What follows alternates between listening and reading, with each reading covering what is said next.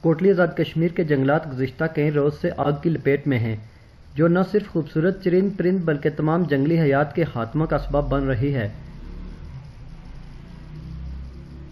نکیال، سینسا، گلپر، جراہی، ناڑ، راجدھانی اور کاسگمہ سمیت دیگر جنگلات میں لگنے والی آگ لاکھوں کروڑوں مالیت درختوں کی لکڑی جل کر راکھ بنا رہی ہے۔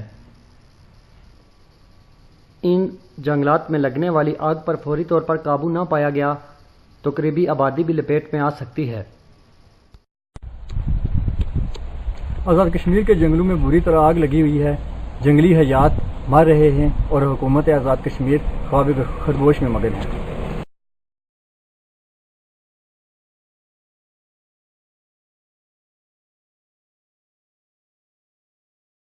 انواع کے جنگلات میں لگنے والی آگ کی وجہ سے درجہ حرارت میں بھی اضافہ ہو رہا ہے اور گرمی کی شدت مزید بڑھ رہی ہے،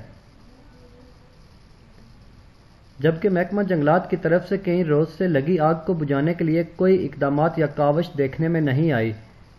یاد رہے کہ آزاد کشمیر کے جنگلات کی قیمتی لکڑی آزاد کشمیر اور پاکستان میں قیمتی لکڑی کا فرنیچر اور دیگر سامان بنانے کے کام آتی ہے، جس کی بڑی مالیت ہر سال آگ لگا کر راکھ بنا دی جاتی ہے اور جنگلات کی اراضی خالی ہونے پر لینڈ مافیا بھی متحرک ہو جاتا ہے۔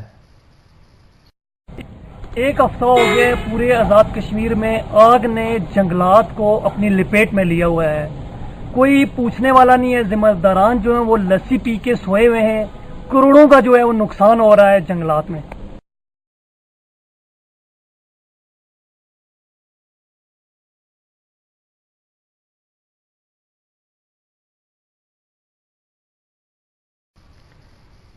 عوام نے حکومت سے نوٹس لیتے ہوئے آزاد کشمیر کے ماحول کو خوبصورتی بخشنے والے جنگلات، چرند پرند اور تفریحی مقامات کو بچانے کے لیے عملی اقدامات کرنے کا مطالبہ کیا ہے۔ Abdul Majid, ARY news, Kotli Azad Kashmir.